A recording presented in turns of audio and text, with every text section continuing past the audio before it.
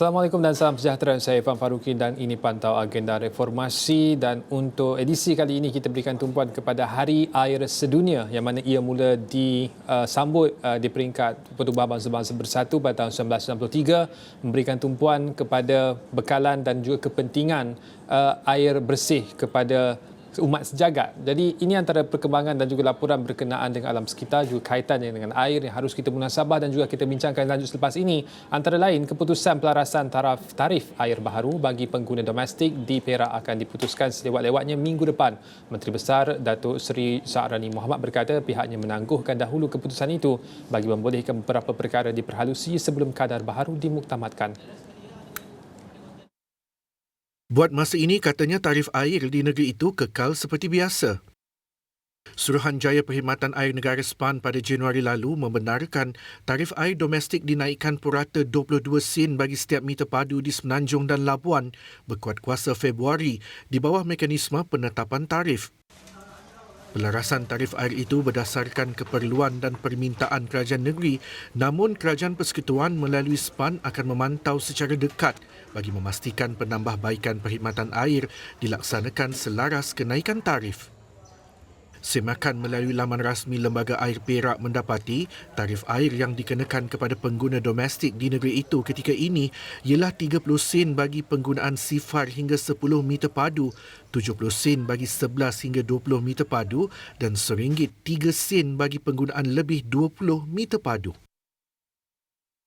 Ini pula laporan berkenaan dengan air yang terkesan dengan cuaca kemarau dan panas berpanjangan ketika ini, yang mana kemarau berpanjangan sejak sebulan lalu meresahkan penternak ikan di Kampung Lepan Jaya, Gua Musang, Kelantan, apabila 2 daripada 8 buah kolam berisi lebih 150,000 ekor ikan air tawar miliknya semakin surut. Situasi itu membimbangkan Mat Nawi Hussein, 64 tahun, yang berdepan kerugian sekiranya kolam ikannya tidak cukup bekalan air.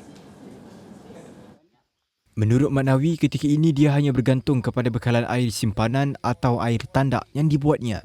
Katanya dia bimbang jika cuaca panas berlarutan kerana air di kolamnya sudah 3.5 kaki dan 1,000 ekor ikan telepia dan patin sudah mati. Yalah, masalah kering tu dalam bulan lepas lah adalah kita pindah-pindah ikan tu. Makna satu dalam satu kolam lah. Kolam yang ada ni. Kolam ada hak tak kering air lagi tu ya. Makna pindah-pindah itu makna padak lah kolam tu ya. Tidak duk apa ni, sistem dia tidak mencukupi lah maknanya kadar dia tu. Kalau dia keluar setiap 40 kali 80 ni hanya boleh isi setakat 8,000 ekor ya. Jadi 8,000 ekor ni kita pindah-pindah buat kolam belakang. Itu ya jadi padak. Sehari-hari mati 4-5 ekor, 10 ekor ada. Nah, kita perlu sangat-sangat lah kalau dia tu boleh bantu kita. Maknanya boring untuk air itu mencukupi dengan kolam kita. Kan boring tu dia boleh mentembuh ke dasar-dasar batu apa ni, maknanya hak boring hak dia buat tu kan. Jadi boleh 200 kaki ala ke dasar bawah. Maknanya kita boleh 100 kaki pada dah sini. Mat Nawi telah mengusahakan peternakan air tawar sejak lebih 30 tahun lalu. Antara ikan yang terdapat di kolam ikannya ialah ikan kelah, ikan patin, telepia dan tongsan. Lagi laporan berkenaan air ini berkenaan dengan sebuah sungai Guatemala yang terkenal dengan peratusan pencemaran yang tinggi telah mencetuskan risiko kesihatan amat teruk. Menurut organisasi The Ocean Cleanup, 2% daripada pelepasan plastik yang sampai ke lautan dunia berasal dari sungai Motagua akibat pencemaran yang datang dari Guatemala. Menurut data dari Hydroelectric Las Vacas, Sungai Las Vacas terdiri daripada kira-kira 60% daripada kumbahan dan sampah sarap bandaraya Guatemala yang menghalang air sungai daripada mengalir secara normal dan juga menghalang kehidupan akuatik. Santiago, seorang pengumpul logam tempatan, sering berjalan di antara bau busuk dan sampah beracun untuk mencari emas, perak, gangsa atau besi buruk yang boleh dijualnya untuk mencari rezeki. Dia mendakwa bahawa sentuhan dengan air sungai yang kotor telah menyebabkan masalah kulit dan pernafasan. Walaupun pelbagai organisasi sedang berusaha untuk menghalang sisa daripada sampai ke laut, usaha mereka telah dibanjiri oleh sampah yang begitu banyak. Sungai Las Vacas bertumpu dengan Sungai Motagua yang kemudiannya mengalir ke lautan Atlantik yang membawa punca kepada masalah pencemaran di lautan yang sangat teruk.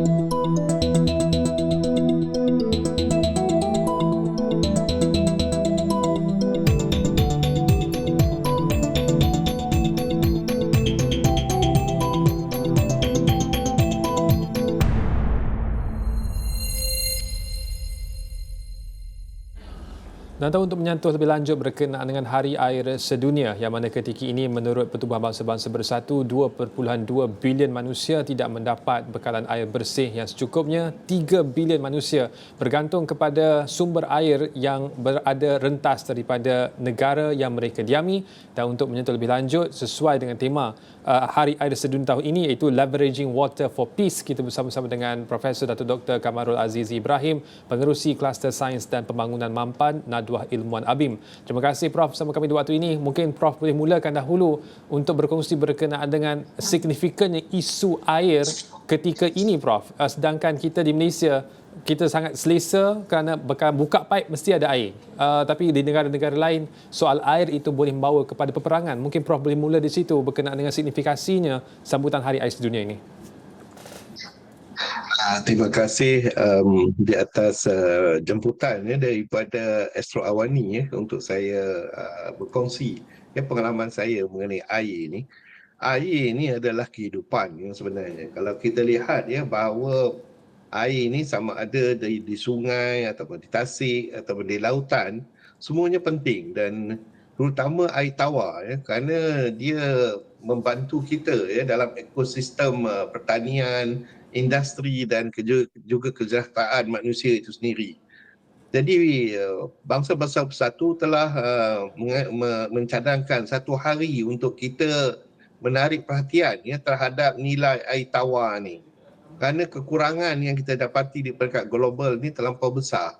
Jadi kita perlu memberi peluang kepada semua orang untuk mendapat akses kepada air minuman bersih ini.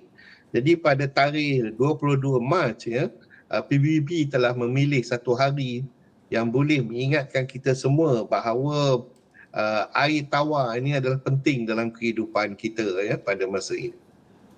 Ya, dan untuk itu dalam konteks semasa ini Prof, kerana kalau kita lihat bukan sahaja berkenaan dengan bekalan air bersih yang penting, tetapi juga krisis seperti mana di Gaza sebagai contoh, air itu seperti mana Prof nyatakan itu merupakan air adalah kehidupan, tetapi memandangkan bukan sahaja masalah infrastruktur untuk membekalkan air bersih kepada setengah daripada populasi kita, tapi juga masalah konflik yang berlaku yang menyebabkan sebahagian daripada umat manusia di dunia ini tidak mendapat bekal air bersih. Bagaimana kita menyikapi cabaran-cabaran ini Prof? Air ini adalah sebagaimana minyak. Minyak kita perlu untuk tenaga, tetapi air ini adalah untuk kehidupan. Jadi pada kali ini, pada tahun ini 2024, PBB telah memilih air untuk keamanan. Kerana kita lihat terlampau banyak keadaan sekarang ni di mana pertingkahan berlaku. Jadi penting bagi kita perlu ingat macam kita di Malaysia alhamdulillah lah bersyukur kerana air kita agak mudah untuk kita dapati. Tetapi sebagaimana di Gaza, di tempat-tempat lain air itu ada susah. Dan mereka terpaksa mengambil air yang tak sesuai untuk mereka minum. Dan kadang-kadang ini boleh membawa penyakit dan lain-lain lagi. Jadi kesedaran ini bukan hanya kepada mereka yang berada di tempat-tempat peperangan, tetapi juga untuk kita yang patut bersyukur kepada nikmat Allah kerana apa yang kita dapati itu amat memberikan kita kesihatan yang banyak dalam kehidupan ini. Soal kesedaran itu Prof, bagaimanakah kita wajar untuk terlibat sama dalam usaha untuk meningkatkan kesedaran berkenaan kepentingan air? Memandangkan ketika ini seperti mana kita nyatakan tadi bahawa air di Malaysia itu abundant, dia banyak tanpa kita perlu terlalu risau kalaupun bekalan air terputus, bekalan air itu akan dihantar kepada pengguna. Dan kena pula ketika ini musim Ramadan, musim panas Prof, air itu kalau boleh simbahlah sebanyak mana yang mungkin supaya sejuk badan kita dengan keadaan cuaca yang panas ketika ini Prof. Soal keterlibatan, soal kesedaran rakyat Malaysia dalam hal penjimatan air ini Prof, bagaimana? Ya, itulah satu perkara yang kita perlu ingat. Kadang-kadang benda yang banyak ni kita lupa, kita tak appreciate sepenuhnya. Jadi kita sebagai masyarakat yang responsible atau yang bertanggungjawab perlulah melihat bahawa perkara yang banyak itu kita kena bersyukur. Jadi kita menjimatkan air tersebut seperti contohnya kita mandi lebih pendek, lebih sedikit air digunakan dan matikanlah pilih semasa memberus gigi ya. Kadang-kadang kita gosok gigi, kita biar air mengalir. Ini perkara walaupun nampak je kecil ya, tetapi dia punya impak agak besar. Dan kita hendaklah mengurangkan penggunaan air ya, dan kurangkan sisa-sisa terutama pada bulan puasa ni, beli banyak makanan untuk makan, nanti sekali lagi nak berpuasa, nak berbuka ya, tetapi yang dah pergi ke pasar malam, pasar Ramadan tu dah beli banyak barang ya. Jadi kita kurangkan sisa makanan ni dan juga sisa apa-apa yang lain ya yang berkaitan. Dan kita hendaklah membeli secara mampan ya, iaitu kalau kita lihat ya, untuk menghasilkan sepasang seluar jin saja memerlukan lebih kurang 10,000 liter air. Jadi kita belilah apa yang patut saja yang kita boleh gunakan dan bukan untuk simpan ya, di dalam almari untuk tengok saja. Dan kita elakkan ya, membilas bahan cemar seperti bahan kimia, minyak dan ubat-ubatan ya, dalam tandas ataupun longkang. Ini akan menyebabkan air yang bersih tersebut menjadi tak elok. Dan saya ingat ya, terutama kita dalam bulan Ramadan ni, kita sepatutnya menderma ya, ataupun memberi infak ya, kepada rayuan terutama yang bertujuan seperti rayuan air sedunia dan lain-lain lagi. Baik Prof, kita akan berehat seketika kembali selepas ini. Prof, saya nak lebih dapatkan penelitian lebih lanjut berkenaan dengan penggunaan air secara mampan dan konteks yang lebih luas. Bukan sahaja sebagai pengguna domestik tetapi juga industri. Tadi kita laporkan berkenaan dengan bagaimana pengusaha ikan air tawar pun berdepan dengan situasi masalah kekurangan air untuk ternakannya, tapi juga industri yang menggunakan air dan kuantiti yang banyak, tapi dalam masa yang sama mereka juga mencemarkan sungai-sungai dan sebagainya. Penjelasan itu selepas ini, kita berehat seketika.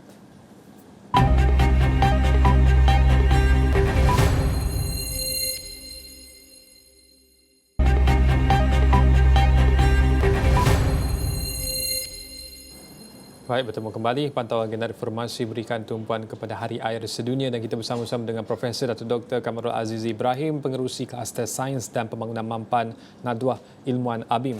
Prof, kembali kepada persoalan sebelah tadi, Prof, berkenaan dengan Sustainable Development Goal SDG yang ke-6 berkenaan dengan sanitasi dan juga air bersih untuk semua. Tetapi dalam konteks industri, Prof, bagaimanakah penggunaan air secara mampan? Kerana kita faham dan kita tahu bahawa industri banyak menggunakan air dan kuantiti yang sangat besar. Bahkan daripada itu mereka juga, setengah daripada mereka yang tidak mengikuti standard yang ditetapkan, mencemarkan air sehingga ke punca air seperti di sungai, Prof. Jadi dalam hal itu, mungkin Prof boleh berikan lebih banyak penjelasan berkenaan penggunaan air secara mampan. Okey, terima kasih. SDG ataupun dalam bahasa Malaysia hanya Matlamat Pembangunan Mampan ya, ada satu daripadanya iaitu nombor 14 ya, yang berkait dengan air ini. Jadi air ini yang sebenarnya adalah kita perlu berusaha bersama-sama ya, maknanya yang berada dalam kerajaan, yang berada dalam industri, yang ada dengan dalam masyarakat dan juga individu ya, perlu bekerjasama ya dalam menjaga air ini. Jadi dalam SDG tersebut telah dinyatakan ya, bahawa ada beberapa perkara yang kita boleh buat bersama-sama. Pertama ialah mempromosikan pengurusan sumber air bersepadu, di mana ya, kita mempunyai satu sistem yang komplit daripada mengumpul air, mengedar air dan mengguna air. Jadi tiap-tiap itu ya perlu dijaga ya dengan baik bersama-sama. Dan kedua ialah kerajaan kena melabur ya dalam infrastruktur ya. Kita tidak mahu ya air itu membazir ya, air bersih ya, ataupun air tawar terutamanya, kita tidak mahu dia membazir dan hilang ya ke dalam tanah. Jadi kita boleh, kalau boleh ya, bila kita dah kumpulkan di dam, maka kita akan dapat menggunakan sepenuhnya. Dan kita perlu mengukuhkan institusi dan dasar ya. Ini penting ya, kerana kita perlu ada ya kualiti air yang terbaik. Jadi bila kita kualiti air yang terbaik, maka pihak industri akan datang ke Malaysia untuk melabur ya dengan lebih banyak lagi. Dan menggalakkan penyertaan dan kerjasama ya. Salah satu perkara yang paling penting dalam SDG ialah kita perlu ya mendapatkan kerjasama kerajaan, sektor swasta, masyarakat sivil, masyarakat tempatan yang sebenarnya saya katakan tadi. Dan yang paling penting sekali ialah pendidikan. Kerana air ini ya adalah kehidupan ya. Kalaulah kita kena mula mendidik ya anak-anak kita dan masyarakat kita bahawa tanpa air tak adalah tak adalah kehidupan. Jadi kita bersyukur pada Tuhan kan kita mempunyai banyak air. Tetapi dalam kita bersyukur itu kita hendaklah menjimat dan berjaga-jaga ya dalam penggunaan air. Prof, adakah kita ada negara model yang boleh kita rujuk dalam konteks menggunakan air sepenuhnya tanpa membazir seperti mana Prof nyatakan tadi dengan teknologi yang mungkin kita boleh kongsikan di waktu ini, Prof? Ya, ada beberapa negara yang memang mempunyai satu sistem yang baik lah. Contoh yang paling jelas sekali ialah negeri Jepun. Ya. Kita dapati mereka amat berhati-hati dengan air ni. Kalau nak ikutkan kita agak unik ya, kita ada sebagai contoh ya tanaman padi ya di Malaysia ya, dan kita menggunakan air dengan banyak ya untuk menanam padi untuk sawah tersebut. Tetapi kalau kita tengok di Jepun ya, cara mereka menggunakan air ya, untuk tanaman padi mereka adalah lebih terkawal dan tidak sebanyak yang patutnya. Dan ini kita boleh faham ya, kerana mereka tidak mempunyai air yang banyak. Ya, begitu juga ya kalau kita nak lihat ya negara yang paling dekat sekali dengan kita ialah Singapura. Dia membeli air daripada Malaysia dan kita dapati mereka menggunakan air itu dengan sebaik-baiknya. Terutama air tawar ya untuk tujuan kita menggunakan ya dalam kehidupan ini. Kalau mengambil contoh Singapura itu, Prof, mereka kitar semula air tersebut untuk digunakan oleh rakyat mereka. Selain daripada itu, ada beberapa teknologi yang juga agak canggih dalam soal untuk menukarkan air laut kepada air yang boleh diguna oleh pengguna. Tapi dalam konteks Malaysia, Prof, adakah kita ketinggalan dalam soal kehadapan untuk menggunakan teknologi-teknologi yang terbaik bagi memastikan penggunaan air lebih optimum, memandangkan ketika ini nampaknya kerajaan lebih tertumpu kepada soal tenaga beri baharu berbanding dengan soal teknologi air. Bagaimana pandangan Prof? Yang ini dalam hal ini ya, kita kena ingat ya bahawa kita bersyukur pada Tuhan ya, kerana kita ni banyak air yang sebenarnya. Kita bukannya tak ada air, kita ada banyak air. Mengapa kita ada banyak air? Kerana Allah telah meletakkan kedudukan Malaysia ini berada di dalam apa yang kita panggil sebagai dalam kawasan monsun, dalam keadaan monsun. Di Malaysia ini ya, kalau kita tengok ya pada hujung tahun ya, kita akan dapati air yang banyak. Mengapa ya? Kerana pada ketika itu adanya monsun barat. Jadi monsun barat ini dia akan membawa air daripada Laut Cina Selatan ya. Kerana satu cara yang paling mudah ya untuk kita membersih air ialah melalui proses kitaran ya. Proses kitaran yang dilakukan yang telah diberitahu oleh Allah ya dalam Al-Quran, dan juga para saintis telah membuktikan juga ya memang perkara ini berlaku di mana air akan meruap ya di Laut Cina Selatan dan ianya dibawa oleh awan dan angin ya ke Malaysia ya. Tetapi ya pada ketika ini di mana kita merasa kering ya berpunca daripada angin monsun timur, iaitu kita adanya Sumatera yang menahan ya air yang datang daripada Laut India itu untuk datang ke Malaysia. Ada tapi tak banyak ya berbanding dengan yang monsun barat. Tapi alhamdulillah ya kita ada air banyak. Yang pentingnya ialah kita kena memastikan ya, bagaimana kita mengurus air tersebut. Kalaulah kita mengurus dengan baik, maka kita tidak akan ada masalah air langsung ya. Dan inilah ya saya nampak ya bahawa memang ada usaha-usaha yang sedang dilakukan dalam hal ini ya, dan kita perlu ya menekankan lebih lagi ya terutama dalam penggunaan air ini. Antara usaha tersebut, Prof, termasuklah pindaan yang akan dibentangkan pada Julai berkenaan dengan Akta 655. Tapi itu lebih tertumpu kepada industri supaya mana-mana pihak yang menyalahgunakan air ini mereka boleh didenda berdasarkan pada pindaan ini, ditingkatkan denda RM100,000 kepada RM15 juta dan hukuman penjara juga akan dinaikkan. Bagi mereka yang membuat ataupun menyebabkan pencemaran air pada mana-mana alur air ataupun sistem bakalan air. Dalam konteks ini, adakah Prof bersetuju bahawa dengan hanya meningkatkan jumlah denda dan penjara itu boleh jadi salah satu usaha yang berkesan untuk memastikan pencemaran air tidak berlaku dan seterusnya memastikan kualiti air untuk seluruh pengguna itu bertambah baik dan keadaan optimum, Prof? Sebagai seorang ahli pendidik, saya lebih suka untuk mendidik daripada menghukum.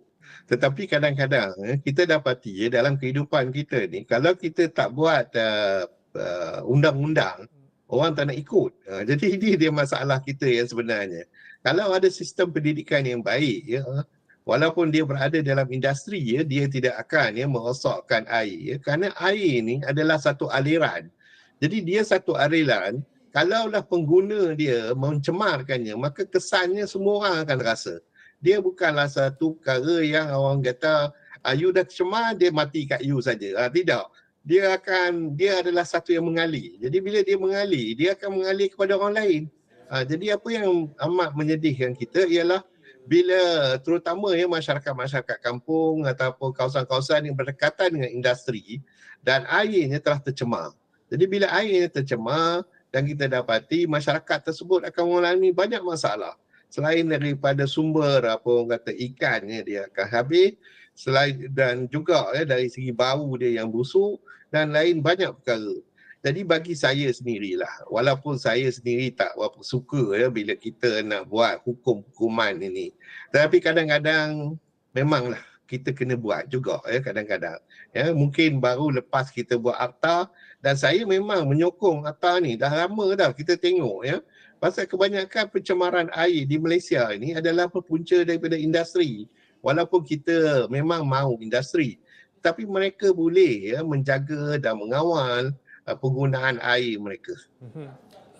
Sikap industri yang mengambil sambil lewa berkenaan dengan kebersihan air dan tidak mencemarkan sumber air, ada itu kerana soal amalan SDG dalam kalangan syarikat-syarikat industri ini masih belum mantap, Prof. Adakah itu sebabnya kurang penghargaan mereka terhadap air ini, Prof? Ini very interesting.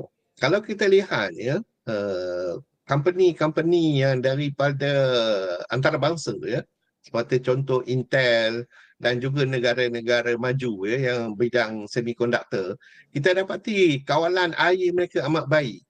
Tetapi yang menjadi masalah kita sekarang ini ialah industri kecil, industri kecil yang telah seakan-akan menganggap bahawa mereka terlepas daripada kawalan menjaga air ini. Jadi kita perlu untuk educate terutama dalam hal ini kerana sebagai contoh multinational ini semua mereka dikawal kalaulah ada satu insiden berlaku maka produk mereka tidak akan diterima oleh masyarakat dunia. Kerana masyarakat dunia sekarang ni telah faham bahawa pentingnya untuk kita menjaga air tawar ni. Adakah maksudnya standard yang sama itu harus dikuatkuasakan ke atas industri mikro kecil sederhana ini, Prof? Saya rasa perlu kerana ini adalah kita punya tanggungjawab kepada masyarakat dan juga kepada dunia di mana impak dia itu akan menyebabkan semua orang akan susah bukan seorang dia bekerja susah, keuntungan yang sikit itu akan menyebabkan semua orang susah. Jadi saya rasa elok kita kalau boleh semua industri kita perlu mengikut peraturan sebagaimana yang ditetapkan oleh SDG. Baik, terima kasih Profesor Dr. Kamarul Aziz Ibrahim, pengerusi Kluster Sains dan Pembangunan Mampan Dua Ilmuwan ABIM bersama kita waktu ini untuk mengupas berkenaan dengan Hari Air Sedunia. Seperti mana Prof nyatakan tadi bahawa standard pengurusan air itu harus ditingkatkan khususnya dengan industri yang menggunakan kuantiti air yang lebih banyak berbanding dengan pengguna-pengguna domestik. Tapi itu sahaja kupasan untuk waktu ini. Saya Irfan Faruqi. Salam hormat.